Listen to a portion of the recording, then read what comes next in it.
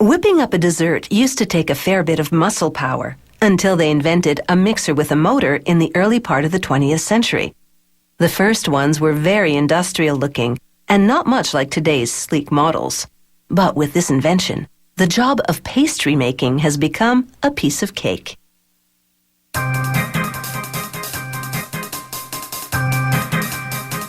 Today's mixers can whisk you into a world of the culinary arts. To make one, a machine straightens wire between a row of wheels. Computer-programmed forming tools make a total of a dozen bends to produce arc shapes, which will be used to build a whip attachment for the mixer.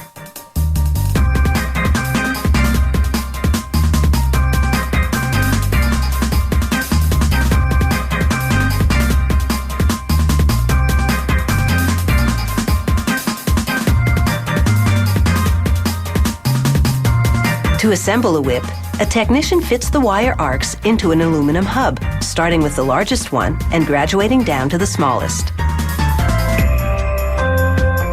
Underneath, a punch mechanism dimples the hub to fasten each wire to it.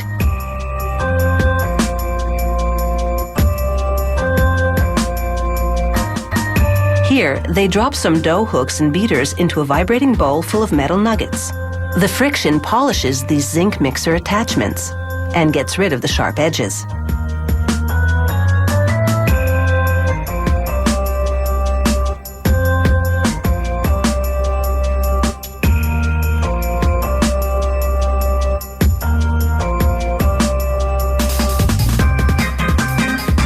Next, they thread a band of aluminum into a machine that bends it to the contour of the mixer.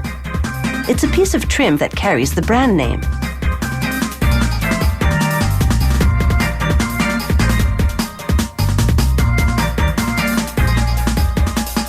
A bowl feeder now funnels hollow iron weights towards a system that threads wire through each of them.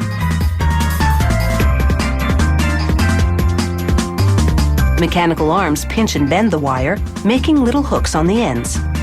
2 of these weights will be used in each speed governor, a device which keeps the mixer's speed constant despite changes in the load. To assemble the speed governor, they arrange a brass hub, spring, and a washer in a holding device, and then press fit them together. They attach the 2 weights to the spring assembly using the protruding wires. The speed governor system is now complete. Here's how the governor weights fly out to regulate the mixer's speed. And now it's time to prepare the motor shaft. They lower the spinning steel cylinder to a revolving cutter. Lubricant keeps the cutter cool as it carves spirals into the end of the shaft. The spiraling grooves will allow the shaft to drive the mixer's internal gears.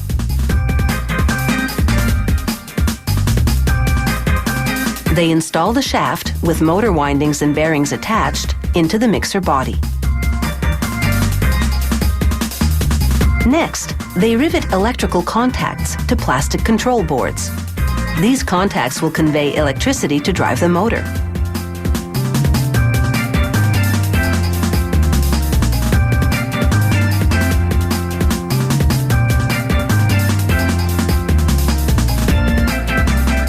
They deliver an electrical charge to the contacts to make sure they're working.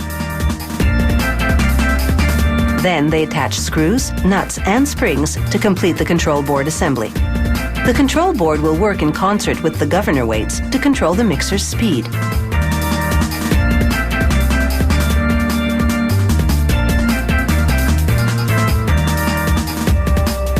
For these mixers to really shine, they'll need a good paint job. To prepare the mixer parts for painting, they polish them on an abrasive belt. Then it's into the paint booth. This is a highly charged process. The paint has a positive electrical charge and is attracted to the zinc mixer parts, which are negatively charged.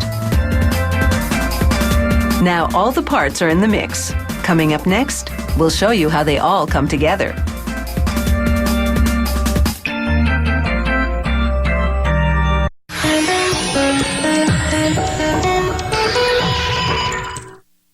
Behind many a successful cook is a well-oiled machine that's made for speed, and that's the electric mixer. It produces the best results when the blades turn rapidly. If they turn too slowly, they won't mix the batter thoroughly, and that means your pastry could be a flop. To assemble this tilt-head mixer, they install a gear to drive the attachments. Next comes the stator, which creates the electrical field for the motor. A dab of oil, and then they mount the shaft and motor windings inside the unit.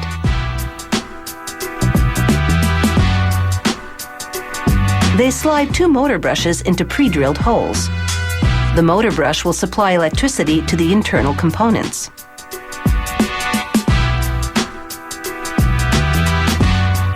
This bearing bracket holds the motor in place. They lubricate the front of it before installing the electrical control board.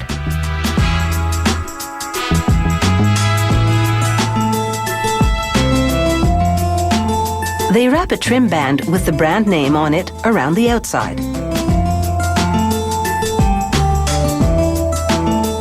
Next, they pour gobs of grease into the section of the mixer that will hold the gears.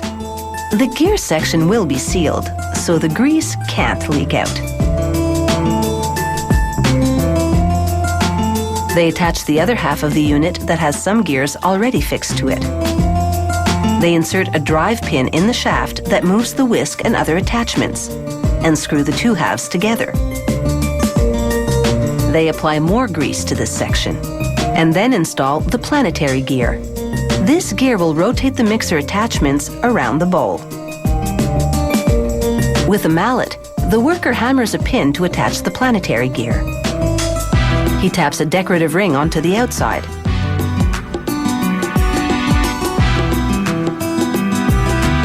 He mounts the motor unit to the base and marks an identification number onto the bottom.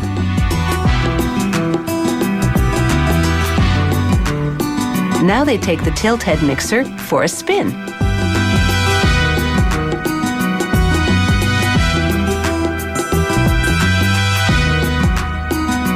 And the next step is to adjust the speed. The technician installs a speed-setting tool in the hub of the mixer. While the gears turn, he checks the readout and tunes it up. Each mixer has to be able to make a dizzying 200 rotations per minute.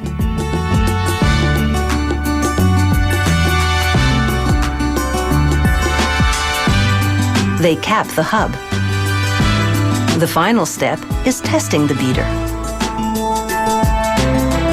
They check that it's correctly positioned above the bowl. One last polish, and it's ready. Over at another station, they're making a more commercial type of mixer, one with a bowl that lifts to the beater instead of a tilt head that lowers to the bowl. They screw a base to a bowl support piece.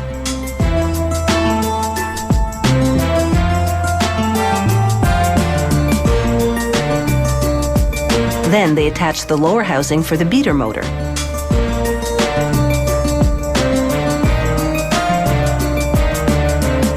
As the mixer moves on a conveyor, they install the motor and gears.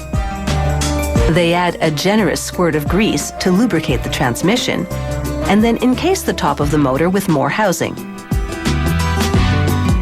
Continuing down the line, they install the electrical speed controls, topping it off with more housing.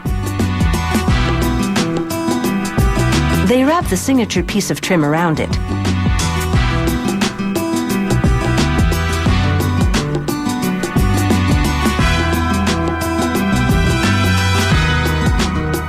Using a probe, they check the wattage and speed. It passes inspection, and it's ready for packing.